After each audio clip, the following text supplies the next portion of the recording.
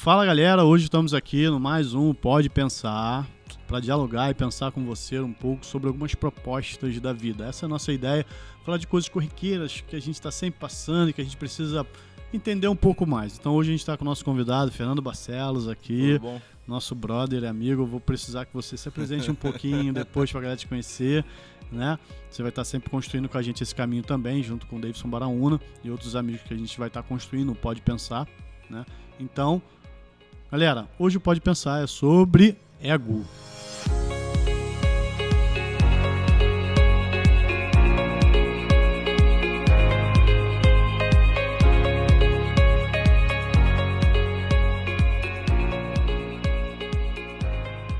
Então, para a gente construir esse caminho sobre ego, tá? Com vocês, a gente quer falar um pouco de uma condução que eu acho muito legal de Freud. Ele fala sobre isso, ele fala sobre o id, que é uma personalidade, um caminho, né, de amoral. O id é amoral, ele está sempre dentro da gente. Eu acho essa construção legal, né? Como se fossem três pessoinhas, né? Dentro da gente, né? O id é aquele amoral, o ego é o moral que tenta controlar o id, né? E o superego, que é que vai controlar o ego, né? Então, é uma briga ali, a gente tá sempre, eu quero fazer isso, aí o ego chega pra gente e fala, não, cara, isso é, né, isso é a moral, pô. Como é que tu vai fazer um negócio desse? Aí tu ainda tenta construir um pouco, aí vem o superego, não, mas isso mesmo sendo moral, é antiético.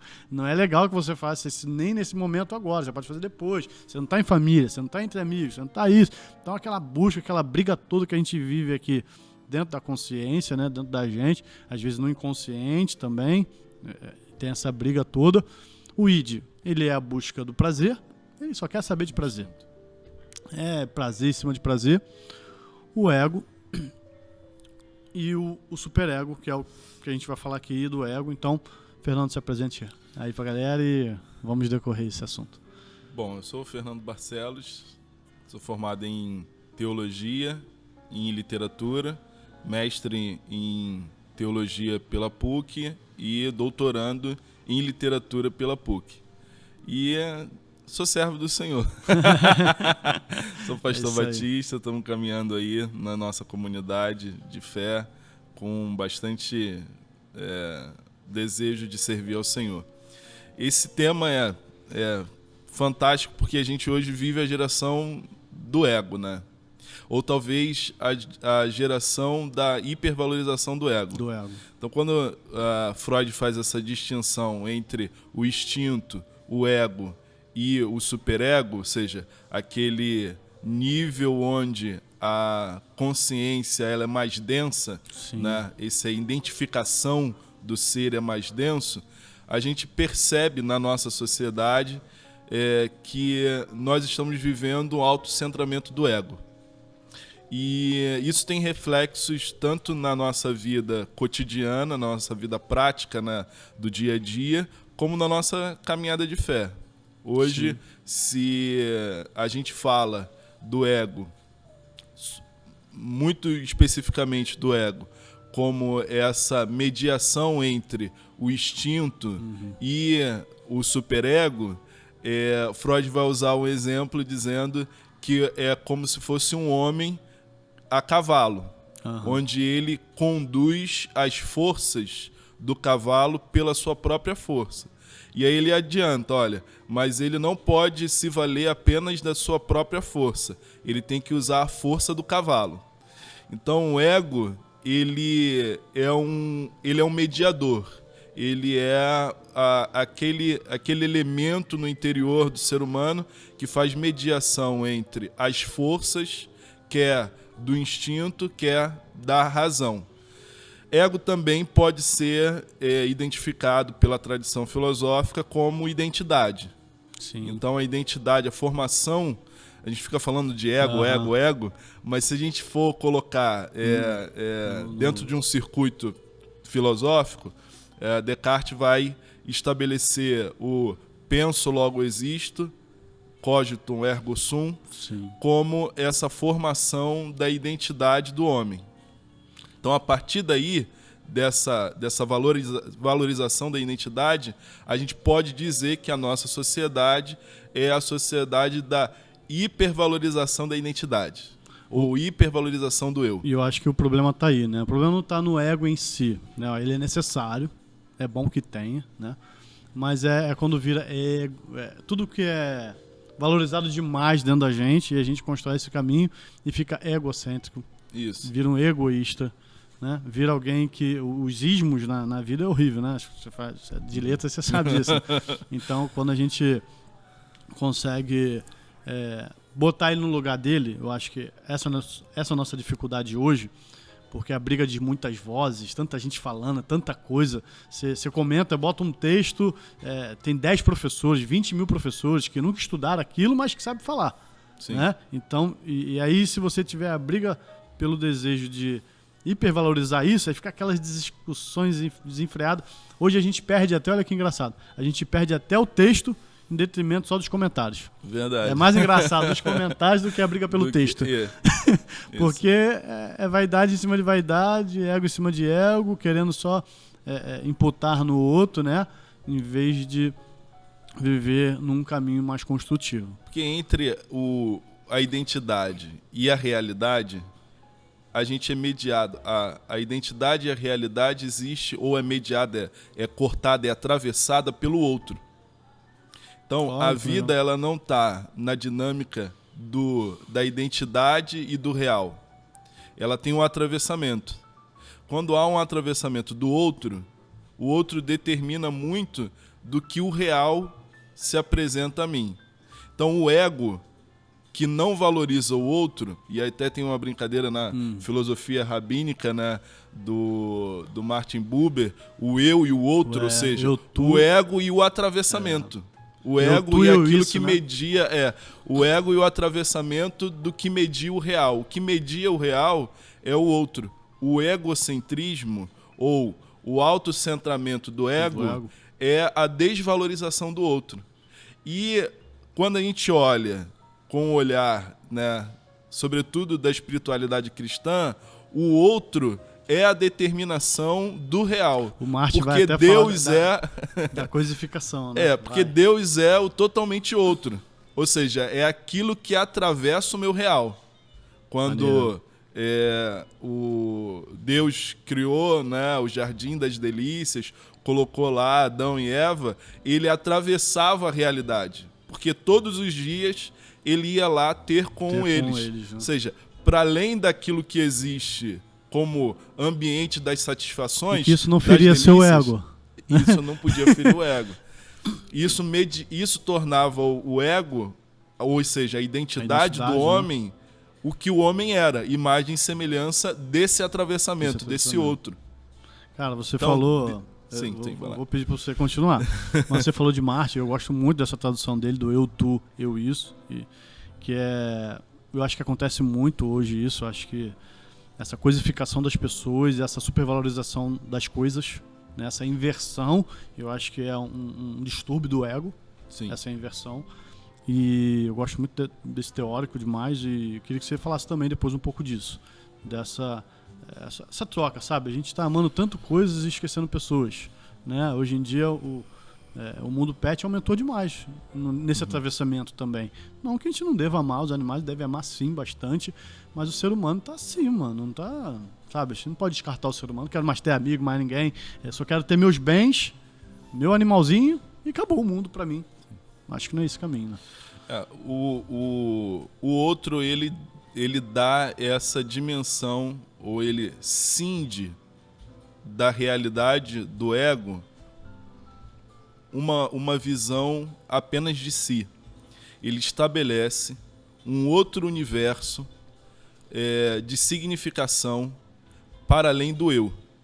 Então, o outro estabelece um outro universo de significação para além do eu. Quando eu vejo tudo como isso, ou seja, como objeto, ele está acomodado ao meu campo, ao meu eu, à minha forma, à minha maneira. Valorizar o ser humano é valorizar um outro eu. Essa acomodação de Erik Erikson, né? Que fala sobre isso. É valorizar a não acomodação do outro ao meu eu. Então é mais fácil eu lidar com objetos, com animais, do que com outro. Filho dá trabalho, porque filho é um outro. Filho não está acomodado ao meu eu. Ou, na pior das hipóteses, aí Freud vai falar sobre as relações familiares, é a tentativa, nós tornamos o outro um isso, um objeto, quando nós tentamos acomodá-los ao nosso eu. Ao nosso modo de vivente, nosso E aí pessoal. a gente cria as tensões de relacionamento, as tensões de relacionamento, fruto justamente dessa tentativa de acomodar todo o outro ao meu eu. Acho que essa questão ela é importante porque a gente está falando agora já não mais de vida e espiritualidade, mas de alteridade. Sim. A gente está falando da valorização do outro, do reconhecimento do potencial e do valor do outro na nossa existência. Que é um cuidado enorme que a gente tem que ter no caminho da vida, né, mano? Sim. Não tem como. Não é bom que o homem esteja só.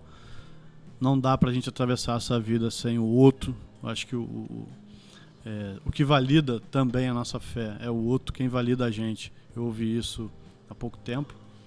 E o que valida a gente, a nossa fé, é o outro. Não o outro que tá passando na rua, não. O outro lá de casa. Quem valida a minha fé mesmo, se eu sou, é quem come o quilo de sal, é quem tá comigo. Então, se a espiritualidade cristã é o reconhecimento desse totalmente outro, o totalmente outro nos indicou que o outro imediato, esse homem que eu vejo a face, sim, que eu reconheço, que eu encontro no dia a dia, é o grande outro que eu devo amar. Ou seja, Jesus vai dizer que se você fizer alguma coisa a um dos pequeninos, você está fazendo a ele. Né? Ou seja, o rosto que nós podemos dizer que Deus é a face do outro. Ele teve fome, ele teve tudo isso. Ele teve fome e você valorizou. Precisou de roupas. A espiritualidade cristã é a espiritualidade da valorização do outro.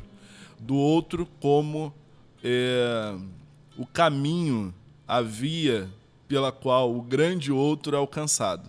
Caramba, ou que legal, totalmente cara. outro na linguagem do Barth. Maneiro. Eu acho que não tem como lembrar de que é amar a Deus acima de todas as coisas, é amar o próximo como a ti mesmo. A ti mesmo, né? Então, assim, você tem que saber se amar também. Eu acho que a gente não pode deixar esse caminho do ego em que a moral em nós desconstruir, porém não tem que se amar demais. A identidade ela deve ser valorizada. Valorizada, né? Ela deve ser então, valorizada. A valorização da identidade é a valorização da minha pertença, do meu pertencimento ao mundo. Eu não me abstenho para amar o outro, né? Mas ela não é suplantação da identidade do outro. Né? Eu também não apago ele para poder falar sobre ego acabou virando falar sobre o outro sobre também. Sobre o outro né? também, né? É verdade, é um resultado, né? É verdade, não tem como. Então, galera, a gente tá construindo isso aqui com você para que você diminua o ego, bote ele no lugar certo e você consiga amar o outro a partir de entender quem ele é. Eu acho que a gente não pode jamais, até mesmo porque a gente constrói relações, né? E eu falo muito isso às vezes até no âmbito sentimental. Sim. Quando você tá com uma pessoa de cultura diferente, pensamento diferente, construções familiares diferentes, e que se você não acomoda essa pessoa, ela sendo ela, no formato que ela foi feito dentro de você, o que há é briga, é discussão. Não é assim. Como é que bota a roupa no varal? De cabeça para baixo ou do outro jeito? Como tua mãe te ensinou? Tua mãe te ensinou assim, minha mãe me ensinou assim. Vamos procurar um caminho aqui da gente ver como é que bota. Você gosta assim, eu gosto assim. Como é que é o melhor jeito? Vamos pensar. Nessa dinâmica das relações, todas as vezes que a gente descentraliza o ego em função do outro, a gente está atingindo a alteridade. Sim. Então, na dinâmica das relações, não é possível estabelecer relações reais sem o deslocamento do ego. Ou seja, do deslocamento desse autocentramento. a identidade, ela permanece, mas ela não está no centro. O que está no centro é a relação. A relação centrada é o foco desse aproximar dos egos, né? Desse aproximar e aí volta para aquela questão de Deus lá, num Deus relacional. Paulo vai dizer que no profundo relacionamento dele com Deus, não vivo mais eu, mas Cristo vive em mim. A vida que vivo na carne, vivo na fé do Filho de Deus, que me amou e por mim se entregou. Essa chave do não vivo mais eu, mas Cristo vive em mim, é o deslocamento do ego, do centro, para a relação. Então, a relação que eu tenho com Deus centraliza, parametramiza a forma como eu lido com Ele. A forma como eu estabeleço conexão com Ele. E assim é com a vida. E minha identidade está lá. A minha identidade A gente falou isso num outro podcast aqui, se você dar uma olhadinha atrás aí, sobre personalidade, a gente comentou um pouquinho sobre isso também, eu acho válido vocês assistirem, não só esse como os outros. E é isso, então... dá para ter o ego dentro de nós, né? Deixando o superego controlar ele, né? Que eu acho que é muito importante. E a gente tem que baixar muitas taxas hoje em dia dessas polaridades que a gente tem feito para a gente ter um caminho relacional melhor. Sim. Né? Eu acho que é isso. Eu acho que a gente às vezes não dialoga com os difíceis pensamentos por esse ego muito inflamado.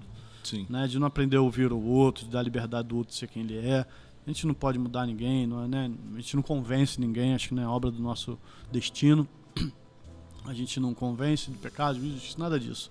A gente está aqui para amar, para falar o que é verdade em nós a partir do Cristo e fazer com que, acho que o caminho mais relacional é esse aqui, a nossa identidade não se perca, claro, nesse caminho.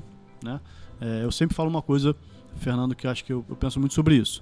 A gente é possível sim devagar no caminho do outro. Sim. A gente pode entrar no labirinto do outro, né?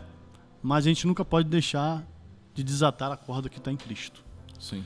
Porque às vezes o caminho do resgate vai ter que ser voltar com essa pessoa e labirinto dos outros a gente não conhece. Sim. A gente mal conhece o nosso. E a gente vai ter que puxar a corda de novo para a gente resgatar essa pessoa, né? Ou, quem sabe, a ilha do outro é melhor do que a nossa. Essa questão é importante porque é o exemplo do Freud, né? Se você tentar montar num cavalo para salvar quem quer que seja, você tem que lidar com a força do cavalo e do cavaleiro. Então, essa dinâmica é sempre difícil, sempre complicada. Por isso que a obra de restauração, de salvar o homem, não é nossa. A obra de salvação é de Cristo. Só ele tem o equilíbrio das forças necessárias para dominar o cavalo, o cavaleiro e colocar tudo na sua devida ordem. Muito bom, cara, muito bom. Então, galera, a gente fica com esse Pode Pensar de hoje sobre o ego. Então, baixa as taxas aí, seja mais relacional, ame as pessoas, coisifique coisas. Isso aí. Né? E viva nesse caminho, né? Atravesse os caminhos corretos para que você viva bem, né? Eu acho que a proposta é essa. Então, obrigado, valeu, galera. Valeu. Valeu.